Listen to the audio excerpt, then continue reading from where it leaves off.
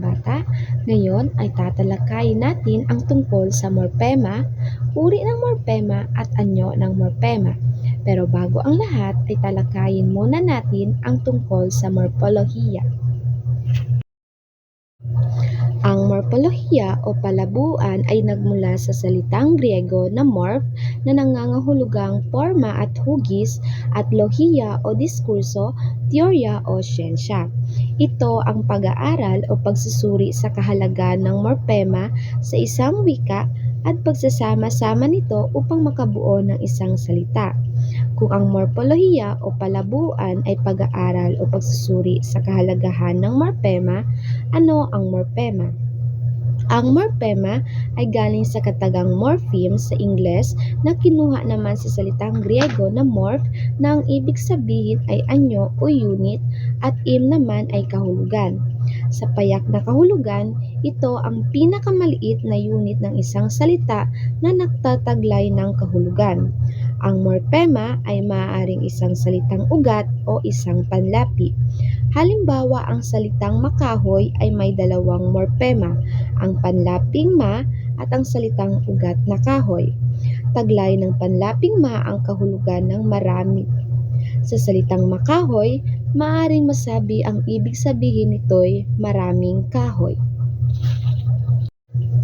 Ang morpema ay may tatlong anyo. Una ay ang morpemang ponema. Ito ang anyo ng morpema na may kahulugang taglay na nagsasaad ng kasarian kapag naikabit sa salitang ugat. Halimbawa nito ang a na may kahulugang ukol sa kasariang pambabae at o naman na panlalaki. Isang ponema lamang ang binanggit ngunit malaking faktor na ito upang mabago ang kahulugan ng isang salita. Halimbawa, ang propesor at propesora. Nakikilala ang pagkakaiba nito sa pamamagitan ng ponemang a sa posisyong final sa dalawang salita. Ang ponemang a ay isang makahulugang unit na nagbibigay ng kahulugang kasarian ng isang babae. Ang salitang propesora ay may dalawang morpema, ang salitang propesor at ang kanyang ponemang a. Ngunit hindi lahat ng mga salitang may inaakalang ponemang a na ikinakabit ay matatawag na morpema, tulad ng salitang bumbero at bumbera. Ang mga salitang ito ay binubuo lamang ng tig-iisang morpema. Ang mga ponemang o at a na ikinakabit ay hindi mga morpema dahil wala naman tayong salitang bumbero at bumbera na walang o at a sa huli. Dahil hindi naman natin maaaring sabihin ang salitang bumber. Magandang araw, ako nga pala si Ginoong Jose. Ngayon, ang tatalakayin natin ay tungkol sa anyo ng mga morpema. So, ano nga ba ang morpema binubuo ng panlapi o di malayang morpema? Ito ang anyo ng morpema na hindi nakatatayong mag-isa. Ito ay kailangang maikabit sa salitang ugat upang magkaroon na ganap na kahulugan o tinutukoy na panlapi. Ang mga enclitic gaya ng ba, po, pa, ho, na, nga, din, rin, man, daw at raw ay kabilang din dito. Halimbawa, ang panlaping na ang ibig sabihin ay gawi o ginagawa. Halimbawa, sumasayaw, umalis, humiyaw. Ang susunod naman ay ang panlaping ma na ang ibig sabihin ay pagkamayroon. Halimbawa, masipag, matalino, mayaman. Ang panlaping ka na ang ibig sabihin ay kapangkat. Halimbawa, kasama, kabarangay, kahati. Ang panlaping mala ay ang ibig sabihin ay may hawig na katangian. Mala rosas, mala prinsesa, mala agil. Ang susunod naman ay ang morpemang binubuo ng salitang ugat o malayang morpema. Ang mga morpemang ito ay nagtataglay ng kahulugan sa ganang sarili. Binubuo ng salitang ugat na may salitang payak, mga salitang walang panlapi. Halimbawa, bata, talon, ganda, saya, tao, tuwa, liit, taas, laro, kain, sulat, aral, at iba pa. Magandang umaga sa inyong lahat. Ako nga pala si Binibining Crystal Ann Sorsaza at pwede niyo akong tawagin Binibining Ted. Ngayon, ang itatalakay natin or tatalakayin ko sa inyo ay tungkol sa dalawang uri ng morphema. Ngunit ang tatalakayin ni Teacher Tel o ni Binibining Tel ay tungkol lamang sa isang morphema, isang uri ng morphema. At ito ay ang morphemang may kahulugang pangnilalaman o lexikal. Ano nga ba ang morphemang may kahulugan o lexikal? Ang morphemang may nilalaman o lexikal ay tumutukoy sa mga salitang may tiyak na kahulugan o konsepto sa isang partikular na wika. Ito ang pangunahing unit ng wika na nagbibigay ng impormasyon. Halimbawa nito ay ang mga pangalan, pandiwa, pang-uri, pang-abay, at panghalip. Itong lima na to ang bumubuo sa morphemang may kahulugang pangnilalaman o lexikal. Sa kabilang banda naman ng morphemang walang nilalaman o grammatical ay hindi nagbibigay ng tiyak na kahulugan, ngunit mahalaga sa pagbuo ng iba't ibang anyo ng mga salita at sa pagkabuo ng gramatika ng isang pangungusap. Halimbawa doon ay ang mga unlapi, gitlapi, at hulapi. Ngayon naman, unahin natin ang pangalan. Ang pangalan, ito ay bahagi ng pananalita na tumutukoy sa ngalan ng tao, bagay, hayop, pook, o pangyayari. Ang pangalan ay may dalawang uri. At ang dalawang uri na ito ay ang pangalan na pambalana, pangalan pantani. Ang pangalan na pambalana, pambalana o common noun, ito ay tumutukoy sa pangkalahatang pangalan ng tao, bagay, lugar, o ideya. Halimbawa nito ay babae, libro, eskwelahan, kagandahan, doktor, guro, bumbero, pulis. Habang ang pantani, pangalan pantani, ito ay tumutukoy sa tiyak o partikular na pangalan ng tao, bagay, lugar, o ideya. Ito ay kadalasang nagsisimula sa malaking titik. Halimbawa nito ay Maria, Harry Potter, Manila, at Pasko. Mayroon akong halimbawa ng pangalan. Ang halimbawa ay si Liza ay umalis. Ang halimbawang iyon ay ito ay ang pangalan na pantani dahil ito ay tumutukoy sa tiyak o partikular na pangalan ng tao. Meron naman tayong pandiwa. Ito ay nagsasaad ng kilos o galaw. Halimbawa, tuwing Sabado ang aking schedule ng paglalaba. Ang paglalaba ay nagsasaad ng kilos o galaw. At ibang halimbawa pa nito ay tumatawa si Efren kahit maraming problema. Ang tumatawa ay nagsasaad rin ng kilos o galaw ng ating bibig. At ang pangsunod naman ay pang-uri. Paglalarawan sa tao, bagay, hayop, o pangyayari upang maging mas maliwanag ang pangalan. Halimbawa nito, malungkot ang mga bata dahil sa COVID-19. Ito ay naglalarawan ng isang pangyayari. Ang pangalawang halimbawa, si Tina ay pulang-pula kapag naaarawan. At ito ay isang paglalarawan sa pisikal ng tao. Sunod naman ay ang panghalip. Ang panghalip, ito ay salitang panghalili sa pangalan. Ano nga ba ang ibig sabihin ng panghalili? Ang panghalili ay isang uri ng panghalip na ginagamit bilang kapalit o pamalit sa isang pangalan sa isang pangungusap.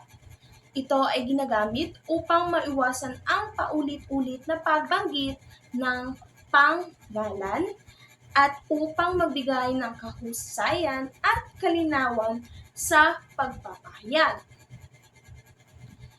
May 4 na uri ang panghalip at ito ay ang panghalip panao, panghalip pamatlig, panghalip panaklaw, at ang panghalip pananong. Ang panghalip panao o personal, ito ay tumutukoy sa mga tao. Halimbawa, ako, ikaw, siya, niya, kami, kayo. At ang pangalawa naman ay ang panghalip panaklaw. Ang panghalip panaklaw, panaklaw o indefinite, ito ay ginagamit kung hindi tiyak ang tinutukoy. Halimbawa nito, anuman, alinman, sinuman, ilanman, at saanman. Ang pangatlo naman ay ang panghalip pamatlig. Ang panghalip pamatlig o demonstrative, ito ay ginagamit upang ituro ang isang tao o bagay. Halimbawa nito, ganito, ganire, iyan, dito, dyan. At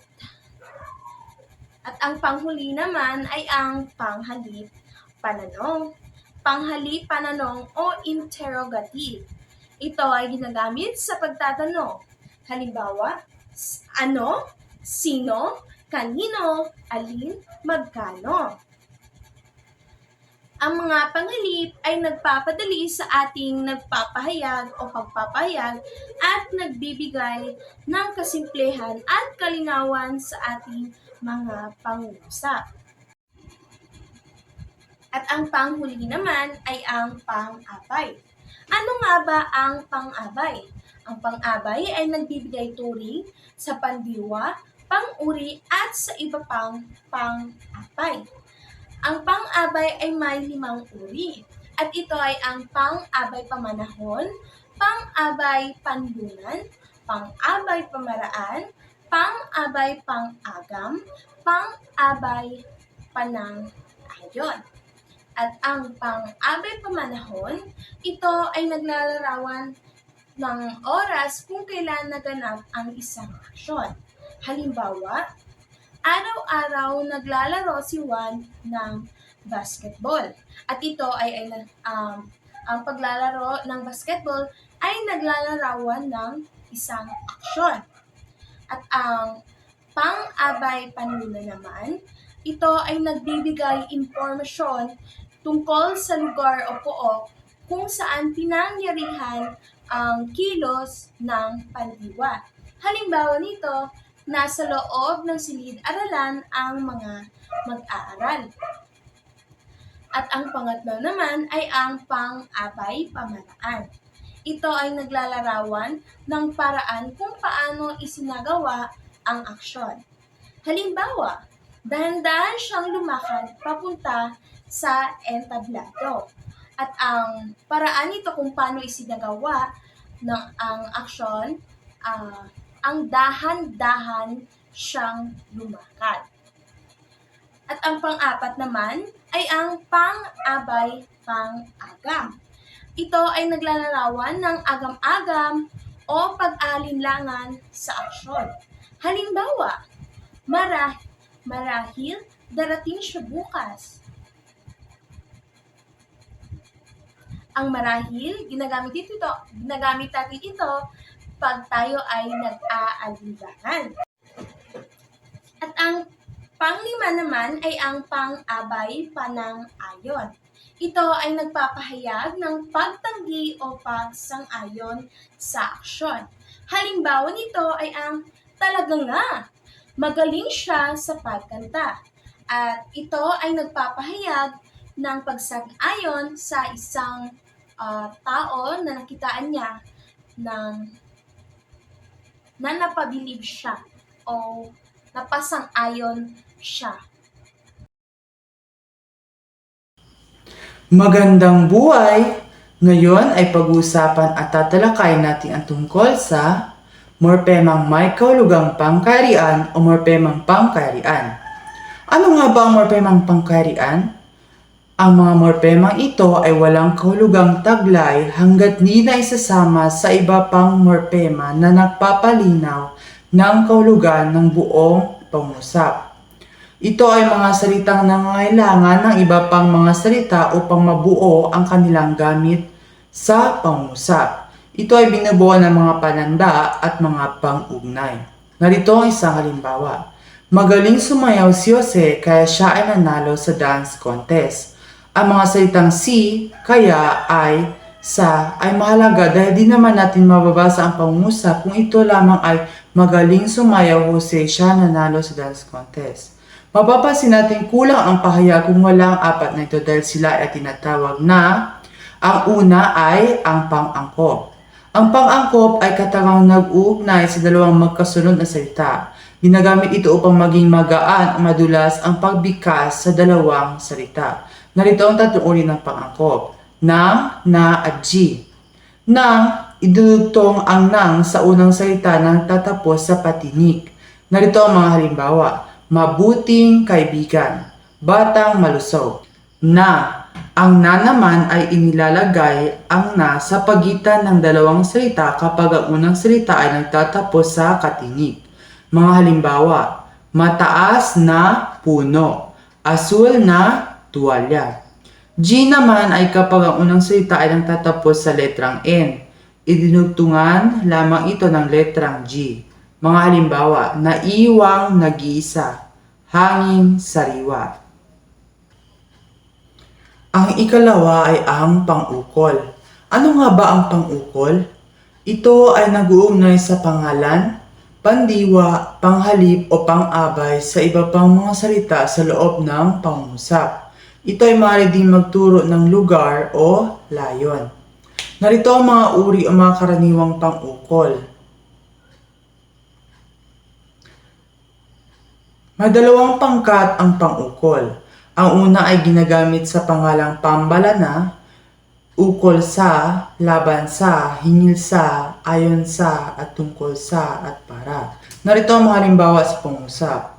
Ukol sa mga Pilipino ang pagsa ng usapin. Laban sa manggagawa ang kanilang pinapanukala. Ang mga aklat na ito ay para sa mahihirap. Ang huli ay ginagamit sa ngalan ng tanging tao. Ukol kay, laban kay, para kay, tungkol kay, ayon kay, at hingil kay. Mga halimbawa, ayon kay Rizal, ang panaliksik ay idanaragdag sa ating kaalaman. Ang napili namin pagsa para sa dula ay tungkol kay Andres Bonifacio. Ang pangatlo ay pananda. Alam niyo ba kung ano ang pananda? Ang pananda ay nagbabadya ang sibing tanda ng gamit na pambalana ng isang salita sa loob ng pangungusap. Maaari itong magbadya ng ayos sa mga bahagi ng pangungusap. May dalawang uri ng pananda, ang pantukoy at pangawing. Una ay ang pantukoy. Ito ay katagang ginagamit sa pagpapakilala ng pangalan. May dalawang uri ang pantukoy. Pantukoy na pambalana at ang pantukoy na pantangi. Una ay ang pantukoy na pambalana. Tumutukoy ito sa mga tanging pangalan, mga pangalan pambalana. Ito ay mga ang mga, at mga. Narito ang mga halimbawa. Ang, ito ay isa lang o tumutukoy sa isang bagay o tao. Ang kotse ni Ali ay maganda. Ang pinuno ay ang palaging naglilingkod sa kanyang mga nasasakupan. Ang mga ito ay tumutukoy sa maramihan. Narito ang mga halimbawa. Nagtutulong-tulong ang mga mag-aaral sa paggawa ng collage. Nagkalat ang mga gwardiya sibil sa sentro. At ang mga, ito ay maramihan. Narito ang mga halimbawa. Ang pinuno ay tinutulungan ng kanyang mga tagasunod. Sumalubong kay Teacher Isa ang kanyang mga estudyante. Ang ikalawang uri ng pantukoy na pananda ay ang pantukoy na pantangi. Ito ay tumutukoy sa pangalang pantangi. Si, sina, nina, kay, at kina. Si, ito ay isahan at tumutukoy sa isang tao. Narito ang mga halimbawa. Si Marem ay gusto ni Achilles. Si Alana ay maganda. Si Na, ito ay maramihan. Tumutukoy sa maramihan. Mga halimbawa. Naunguna sa pangisda sa dagat sina Sibal at Jackson. Pumunta sa Romblon sina Ace at Samuel. Ni, ito ay isahan. Narito ang mga halimbawa. Hinatid ni Rigel ang kanyang nobya. Napagalitan ni Coach di Magiba ang kanyang mga manlalaro dahil hindi sila dumating sa oras. Nina, ito ay tumutukoy sa maramihan. Narito ang mga halimbawa. Hindi ikinatuwa ng guro ang pag-aaway na Dave at Max Payne. Ipinasa ni Nai at Max ang pagsusunod. Ang panghuli ay ang pangatnik. Ano nga ba ang pangatnik? Ito ay mga kataga o lipo ng mga salitang nag-uugnay sa dalawang salita, parirala o sugnay upang mabuo ang diwa o kaisipan ng isang pahayag. Narito ang mga halimbawa ng pangatnik sa pangungusap. Maglalaro sana ako ngunit tinawag ako ni ate. Bibigyan kita ng lobo kung bibigyan mo rin ako ng laruan. Ang pangatnik ay binubuo ng mga 10 uri. Ang una ay ang pangatnik na panlinaw. Ginagamit ito upang ipaliwanag ang bahagi o kabuuan ng isang banggit. Maaari itong gamitin ng mga salitang kung, kaya, kung gayon o kaya. Narito ang mga halimbawa ng pangatnig na panlinaw sa pangungusap. Ang prinsipal ay umuwi na. Kung gayon ay maaari na rin tayong umuwi. Nagpaalam na si Ambo sa mga magulang ni Celia kung kaya silang dalawa ay nagpakasal na. Ang ikalawa ay ang pangatnik na panubali. Ito ay nagsasabi ng pag-aalinlangan. Maaari itong gamitin ng mga salitang kung, sakali, disin, sana, kapag, o pag. Mga halimbawa ng pangatnik sa panubali na sa pangusap. Gawin mo na agad ang sinabi ni Tay kung ayaw mong mapalo. Kapag sumama si Judy ay sasama rin ako. Ang ikatlo ay ang pangatnik na paninsay. Ito ay ginagamit kapag sinasalungat ng unang bahagi ng pangungusap ang pangalawang bahagi nito. Maaari itong gamitan ng mga salitang ngunit, datapwat, subalit, bagaman, samantala, kahit man o kahit. Mga halimbawa ng pangatnig na paninsay sa pangungusap. Magarbo ang handaan ngunit baon naman sa utang. Nakapag-asawa siya ng mayaman kahit siya ay mahirap lamang.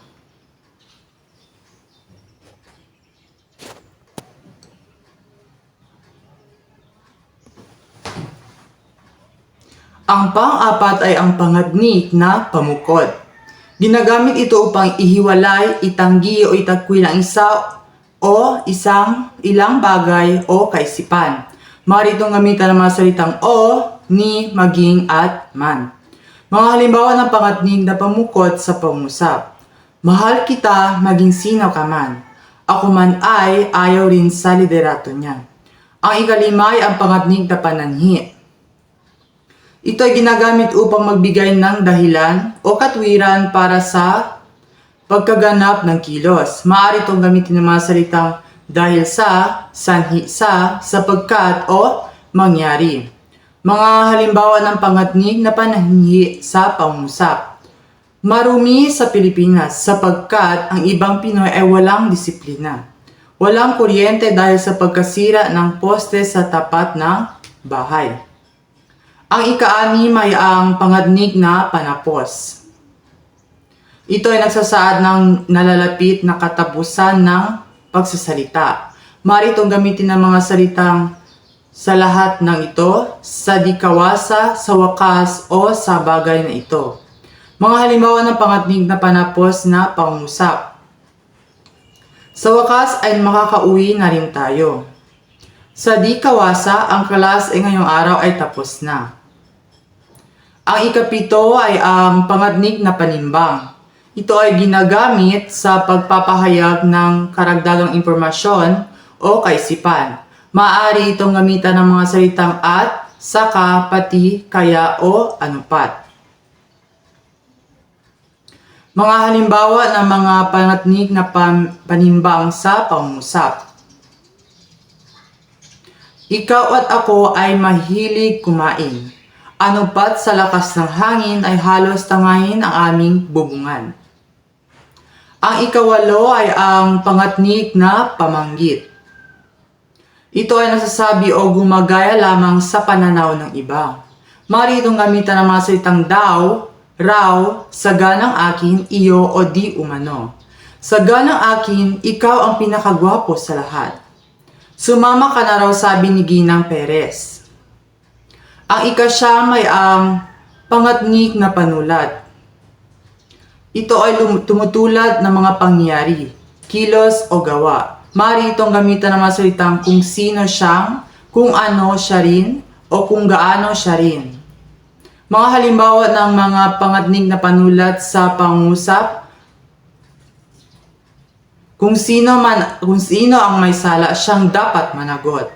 Kung ano ang puno, siya ring bunga. At ang panghuli ay ang pangadnig na pantulong. Nag-uugnay ito ng nakapag-iisa at hindi nakapag-iisa mga salita, parirala o sugnay. Maaari itong gamitan ng mga salitang kung, kapag, upang, para, nang, sapagkat o dahil sa. Mga halimbawa ng pangadnig na pantulong sa pangungusap.